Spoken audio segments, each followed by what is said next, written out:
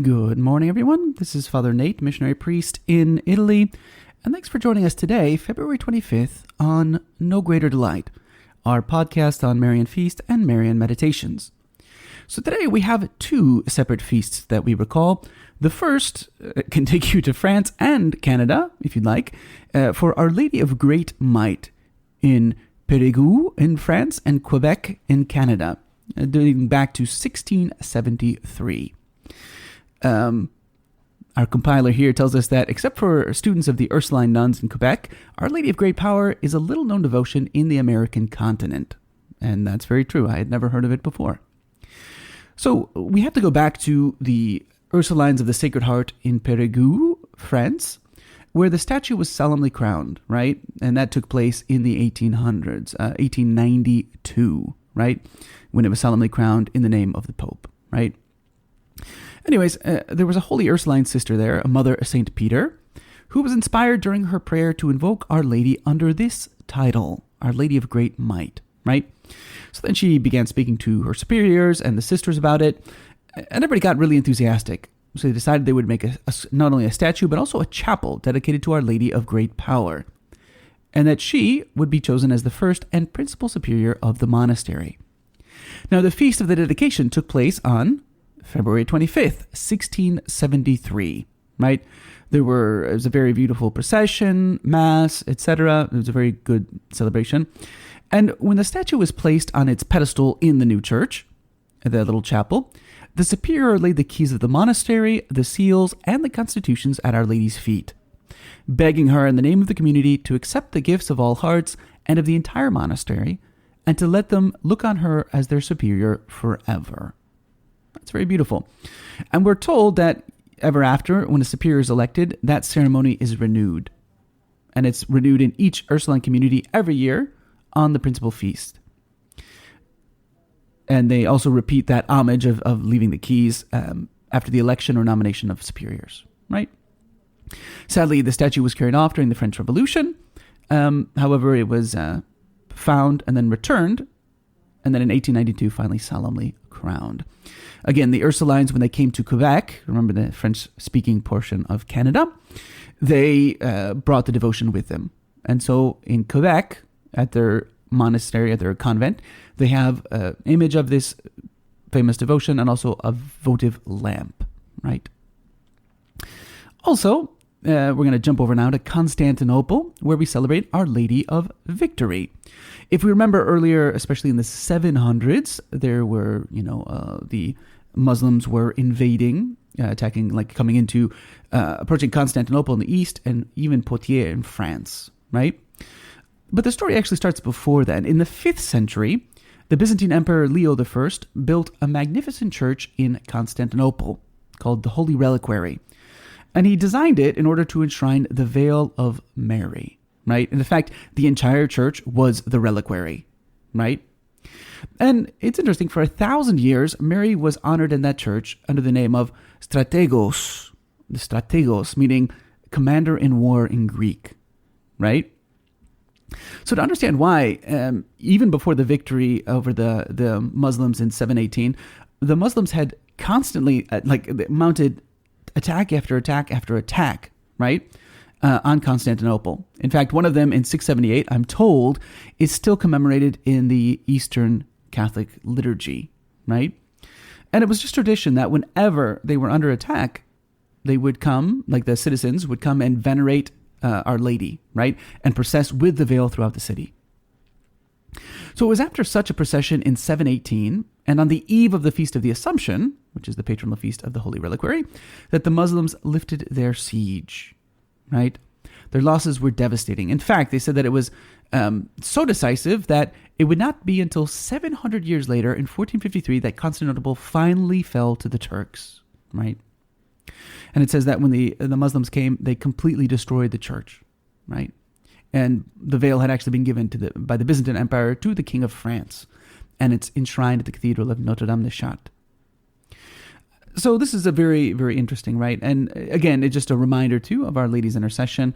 They say that in the West, the victory at Poitiers in 732 was even more definitive than one in Constantinople, right?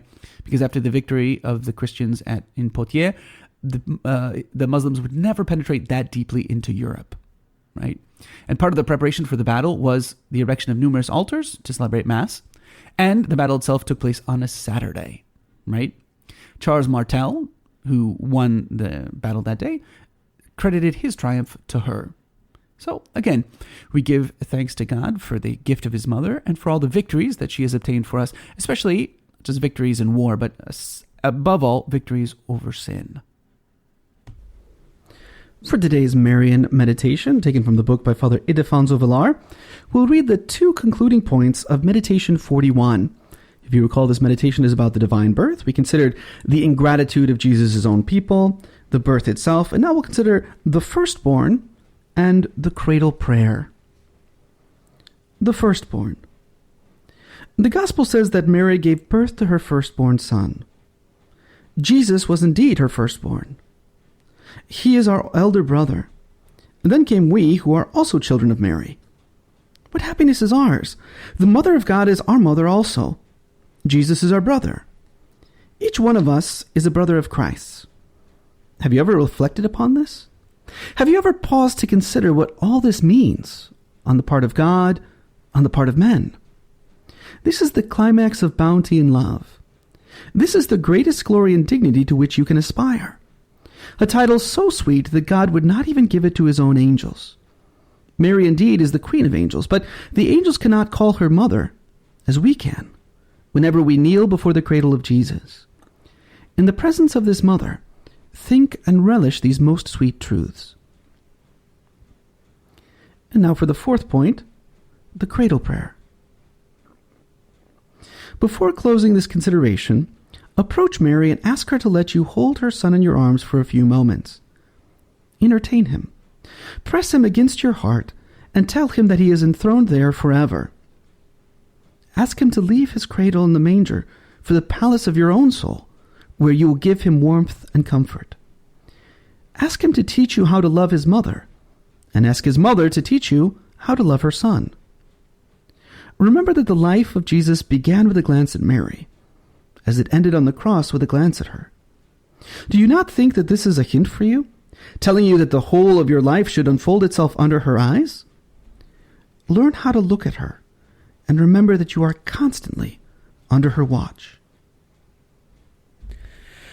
So for today's reading from The Admirable Heart of Mary by St. John Eudes, we continue with Chapter 4, The Zeal of God Mirrored in the Admirable Heart of Mary. Now this divine zeal likewise inflames the virginal heart of God, the Mother of God, in a wonderful manner. The Holy Heart of Mary was ever on fire with such zeal for the glory of God and the salvation of souls that she never allowed anything contrary to the honor of the Divine Majesty to come near her. Not only were her actions performed with sovereign perfection for God's glory alone, not only did she employ all the powers of her soul and body to serve and honor him, but she was ever ready to sacrifice to this end her life and her very being, and to suffer all conceivable torments. What is more, she sacrificed her well-beloved Son. Why did she offer him up to God? For his glory and the salvation of souls. She immolated Christ her Son to destroy everything contrary to the honor of the Divine Majesty and contrary to the eternal salvation of men, in order to render to God a glory worthy of his infinite grandeur, to repair the offenses given to God by the sins of the children of Adam, to deliver all souls from the tyranny of hell, and to enable them to glorify God eternally in heaven. St. John Chrysostom, Theophylactus, Ecumenius, Saint Bernard, and Rupert comment on these words of Moses in the 32nd chapter of Exodus. Either forgive them this trespass or strike me out of the book of life. They explain it by saying that this holy prophet, Moses, inflamed with zeal for the salvation of his brethren, asked God to deprive him of eternal happiness and to impose this penalty on him forever, that the people might be delivered from damnation. Explaining the words of St. Paul, I wish to make myself anathema from Christ for my brethren, that's Romans 9:3, St. John Chrysostom and many other holy doctors say also that we must understand this text to refer to the eternal torments, separated from sin. In other words, the zeal of the holy apostle for the salvation of his brethren was so ardent that he desired for their sake to suffer the eternal punishment of hell, provided there was no sin on his part. He wishes to be lost forever, says Chrysostom, that many, nay all, may love and praise Christ. He desires to suffer eternal torments, says Cassian. Because we are so far removed from such charity, adds Chrysostom, we cannot understand these words. We should not marvel, observes Origen, to see the servant desiring to be anathema for his brethren, since the master deigned to become malediction for his servants, being made a curse for us. Hello, and we hope that you enjoyed listening to our Marian podcast. In the spirit of Saint Bernard of Clairvaux, we say to you that there is no greater delight than to spread the devotion of Our Lady. We hope you share these sentiments and encourage you greatly to share with a loved one. Know that you are always in our prayers, and we ask that you keep us in yours. God bless.